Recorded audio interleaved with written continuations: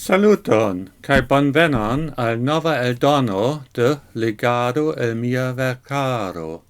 Mi estas Johan, cae en ci tiu canalo mi parolas Esperanton, la internazian pontlingvon.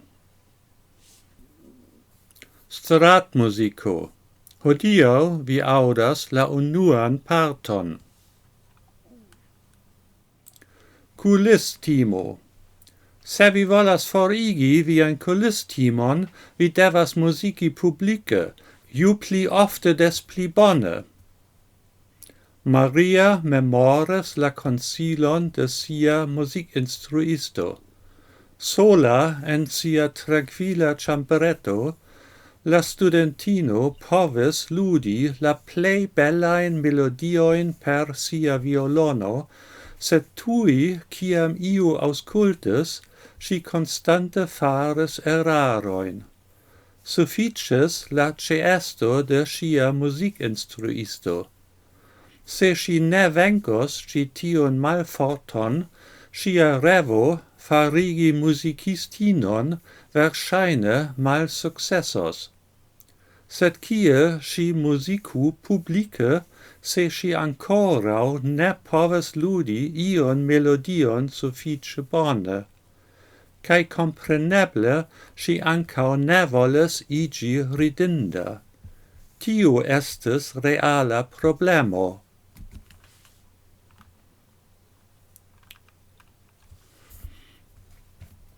Sia musikinstruisto racontas al si, che li havis tian cason antaue, antau unu jaro, cae donis la saman consilon alla knabo. Li shaine sequis gin, cae continue pliboniges ecte tiam.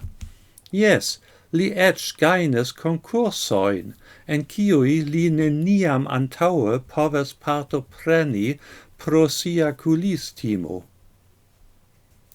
Dum Maria pripensis tion, si auscultis conatain melodion. Yes, ancao si povos ludi la pezzoin per sia violono, condice che neniu auscultus. Shainis che musicas malgranda bando, eble triopo. Ciam Maria atingis la postan stradangulon, si prescau devis ridi. Compreneble, tio estis maljuna Johano con sia accordiono, cio regule ludis citie jam de circau unu jaro. Li ciam haves auscultantoin. Iui venes al citiu urbo parto specife por li, quelcae petes specialain titoloin au invitis la musiciston ludi serenadon ce familia festo, cion li cutime rifusis ridetante.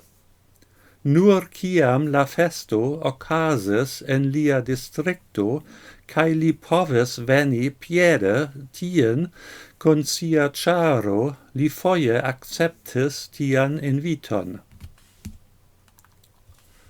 Maria sciis tion lau onidiroi. Si mem neniam antaue auscultis maljunan Johanon. Sed nun si haltis, ec jetis quelcain moneroin en la instrumentuion, cae attente auscultis.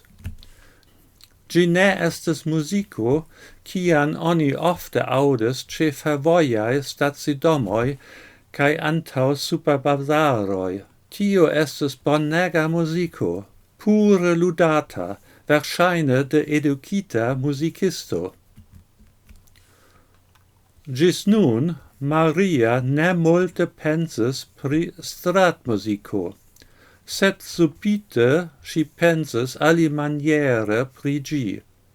Parte, char maljuna Johano ludis tre bone, cae parte, char eble tiu estis la practico cion si besonis.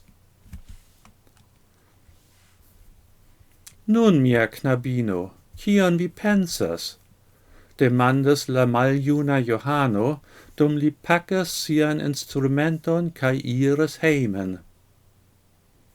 Mi desirus ludi same facile kiel vi, Johano. Mi volas diri, mi povas ludi violonon suffice bone, sed nur en quieta chambretto. Ciam iu ein auscultas min, mi ciam excitigas cae perdas mian mensan equilibron. Cae mi faras pli cae pli da eraroi, gis mi ne plu povas ludi. Yes, la malopportuna culistimo, cae ancau la timo ridendigi. Bedaurinde, existas nur unu maniero contraubatali gin, cae tio estas plu ludi publice, gis vi alcutimigios. Post ciam vi estos ludinta antau spectantaro, tiel ofte kiel mi, gi ne plu genos vin.